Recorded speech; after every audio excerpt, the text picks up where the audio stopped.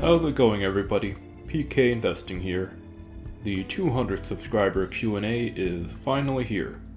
I meant to put this video out on Monday like usual, but school got in the way.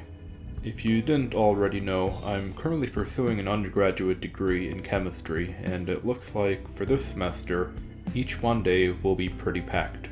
So I've moved my usual weekly upload to Thursday instead. Before we begin the Q&A, I want to thank each person who submitted a question, and I want to thank you all for watching and supporting the channel. Even though this is the 200 subscriber special, I'm already halfway to 300 subscribers, and for that I'm very grateful. Now, without further ado, let's get into it. The first question today actually comes from my Twitter account. It's from Robert, and he wants to know what I think about Pay.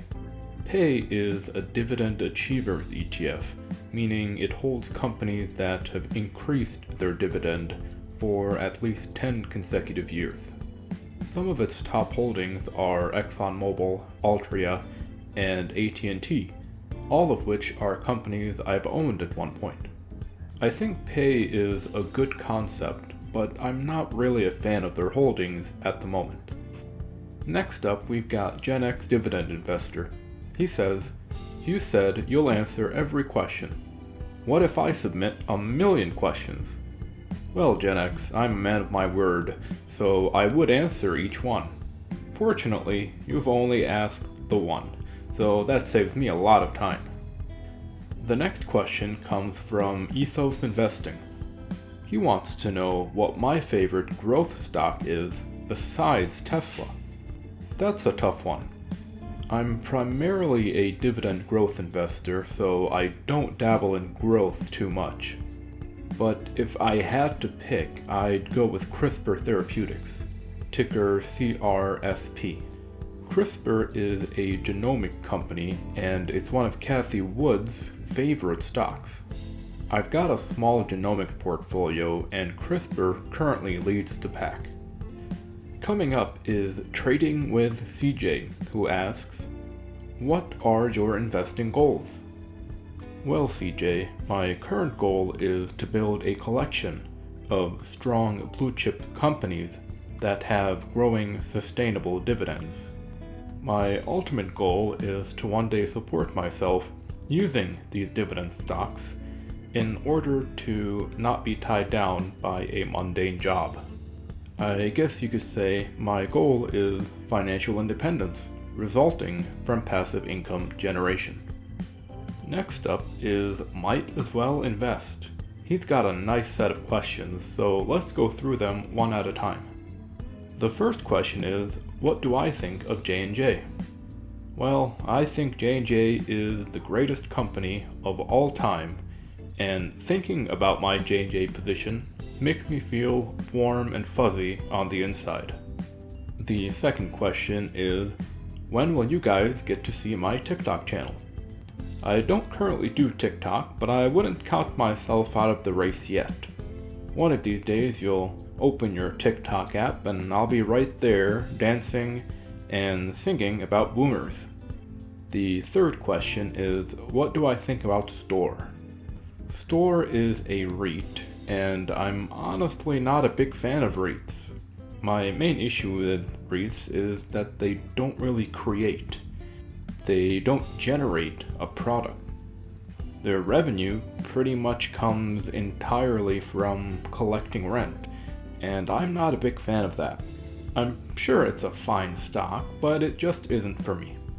The next question comes from Citizen of the Year, and he simply asks, age, location, and marital status?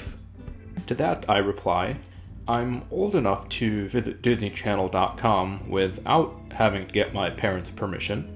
I live inside a small YouTube channel called PK Investing, and I'm single and ready to mingle.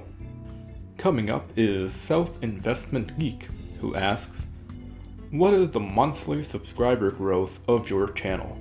Do you know a dividend stock that grows their dividends similar to that? That's an interesting question, because honestly, I don't really have consistent growth. There have been months where I get maybe a dozen subscribers, and other months where I've gotten over 40. So again, not very consistent.